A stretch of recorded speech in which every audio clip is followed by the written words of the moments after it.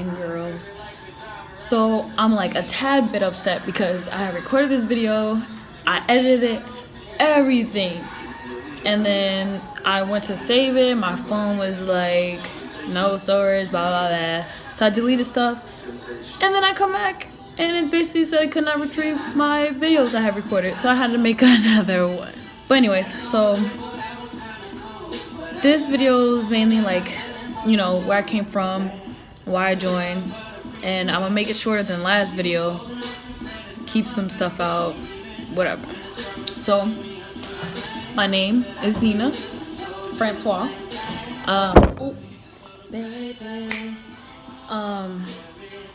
I was born Nina Green. I grew up mainly in Connecticut with my mom and my 3 siblings. So 2005, my grandfather passed away, and you know, I was living in this nice house with my grandparents, my mom, and my siblings.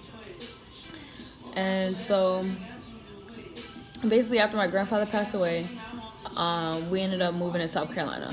And my grandfather passed away when I was 7. We moved to South Carolina, we moved and we lived with my aunt Nina. And you know, it was good for a bit. I mean, I was in the 3rd grade, and I had gotten bullied. You know, same thing any other kid gets bullied in elementary school. Well, yeah, elementary school. Whatever, it is what it is. And you know, I was a twig, so like I didn't know about fighting, none of that, so I did not do none of that. Grew up in South Carolina for a little bit. And it got bad because, you know, my aunt's a nurse, and so she would leave around probably like 12 or 2 o'clock in the afternoon to go to work. She won't come back till about 12 o'clock in the morning. So one day my mom's house key went missing. Nobody knew where it was. My aunt didn't know, whatever. So when it came to getting in the house, you know, it was a problem because the door was locked. You know, we couldn't get into the house. And, you know, I had a cousin that lived there, but he never, like, he would act like he's not home even though he's home, basically. So it got bad because my mom couldn't get in the house. We would knock on the door, nobody would answer the door, whatever. So we ended up having basically to spend the night outside. My mom would bring us to the laundromat. We'd eat Twizzlers and drink sweet tea. And, you know, we would go back to the house to see if anybody was home. Nobody was home. And so, you know, behind our house, like 2 neighborhoods behind, they were building these houses. And so, you know, my mom would bring us over there, and literally, it was literally the frame and the concrete ground of the freaking house. Like, literally, that was all that was it. So my mom brought us there, and we would literally lay on the ground and go to sleep because there wasn't nothing else for us to do, you know. And it was rough, it was cold. My mom with 4 kids sleeping outside, like, come on now, that's crazy. Nobody should ever have to go through anything like that. So my mom basically got fed up. She's like, I'm not doing this no more, whatever. My aunt, like, she acted like it wasn't a problem, but come on now, that's a huge problem. But anyways, so my mom ended up buying train tickets so we can go back to Connecticut. And, you know, I remember this like yesterday, kind of. We're supposed to leave one night, and my aunt, somehow she figured out like we were leaving. I don't know how, whatever, but she basically held my mom up for so long that we missed the train. And so I think that night we spent the night in a homeless shelter. There was nowhere else to go. My mom's like, I'm not staying here, you know. So we spent the night in a homeless shelter. And I don't know if it was like 2 or 3 days passed by or it was the next day, but I know we spent another night at a church member's house. And then the following, like that day, we left. We left South Carolina, headed back to Connecticut. And, you know, it was rough on my mom, especially because, like, when we got back to Connecticut, there was nowhere for us to really go. And my grandmother, she lived in this like senior citizen neighborhood, whatever like that. And so like it was just basically elderly people, and like you couldn't have extra people like living in your house, whatever like that. So honestly, we might have spent the night there for like a good 1 or 2 nights, maybe. And then after a while, my mom's like, I don't know where to go, you know. So we ended up staying in a homeless shelter for a good 3 months, and you know, during that time, I was like 4th grade going into 5th grade. So, you know, nobody knew. Like, honestly, like, little of my friends know this story. But now I'm telling it to the world, basically. We stayed in a homeless shelter for a good 3 months. And towards the end of the 3 months, my mom got an apartment. And it was an apartment in Section 8, whatever like that. So my mom got the apartment. We moved. Clearly, we had no furniture. Nothing. No furniture. So it was a 3-bedroom apartment, whatever. Like, literally, we had the clothes on our back. Like, my mom got rid of all the clothes that we had. My mom got rid of it because we were living in a homeless shelter, and they had, like, bed bugs at the time. My mom's like, I don't want that in my house. No. So, literally, the clothes we had on our back was the clothes we had. Moved into the apartment, and I switched elementary schools to this other school that was, like, down the street, basically. And, you know, after that, like, life was all right. It was good after that. You know, I mean, I still got bullied, but it wasn't nothing, like, serious. Like, it's kind of like kids just joking around. You know how kids are. But I never really took it personally because I was quiet. Like, yeah, I had some friends, but I wasn't out there in elementary school or really middle school, to be honest. Middle school went great. You know, I made some great friends that are still my friends to this day. You know, clearly, like, you still have friends from middle school, and then you get rid of some. So, you know, I still have some, and I got rid of some. So it is what it is. High school is when it got a little bit crazy. So my mom, she went back to college. She went to college when I was in middle school. So a lot of the times she wasn't home. I had to take care of my siblings. I was cooking for them, cleaning, washing clothes, doing everything basically a mom should do, basically. My mom wasn't home. And I was like 13, 14, something like that. So me, 13, 14-year-old, I got a sister that's younger than me, a year younger than me, 12, and I got 2 little brothers. And one was probably like, so if I was 12, my sister was 11, my other brother was 7, and then my other brother was, like 9. So, you know, still kids, basically. And so it was just rough. It was rough on me because I was still a kid. I still had school. I was like in honors classes. My mom wanted me to get good grades, nothing but good grades. I came home with GPA of 3.5 and higher, or maybe a 3.0 and higher. You know, it was rough. After middle school came high school, obviously. I went to 2 different high schools. So the first high school I went to was in Connecticut. I left my sophomore year. Junior year, I moved to Virginia with my dad, and he was a Marine. Well, he's still technically a Marine, because you're a Marine till the day you die, literally.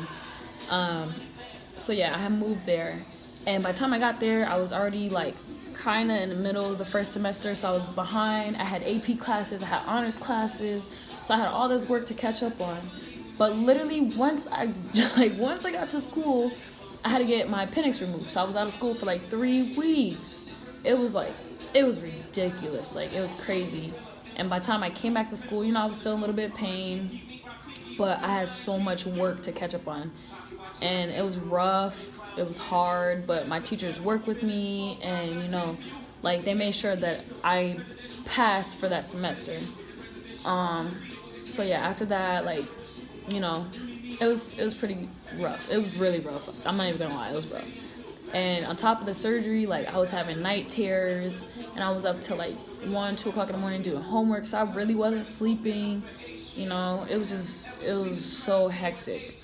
And when I was in high school, when I was in Virginia in high school, I was in ROTC, and it was Navy based. So, you know, I liked the class and everything and the people.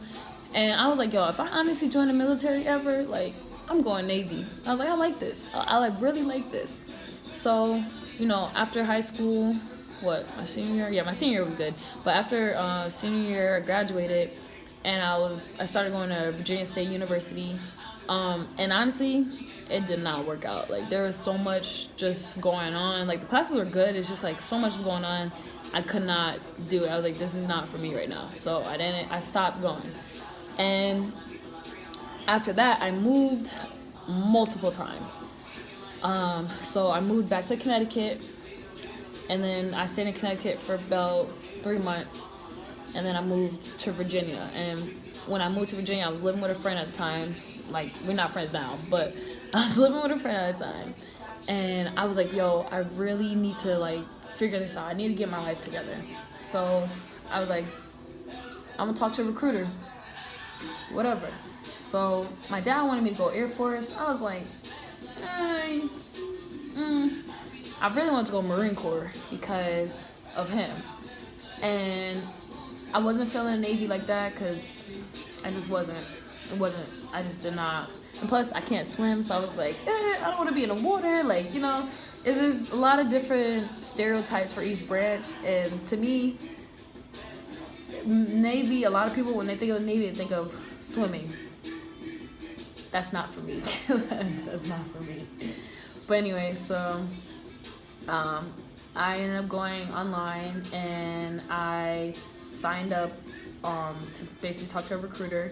They called me literally the next day, and I was telling them, like, I want to get out of here as soon as possible, blah, blah, blah. My dad's Marine, like, you know, and they're like, okay.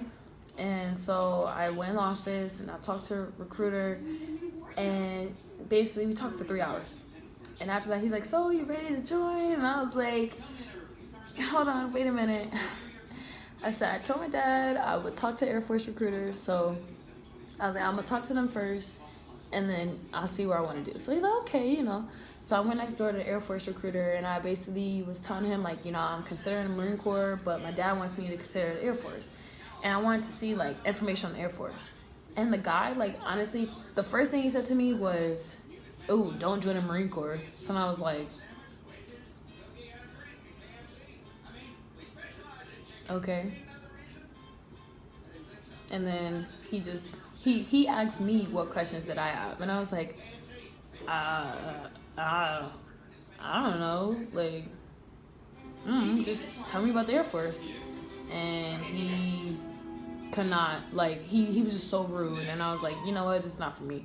I walked out, I called my dad, I'm like, yeah, I'm not doing Air Force. I'm signing this Marine contract right now. He's like, all right.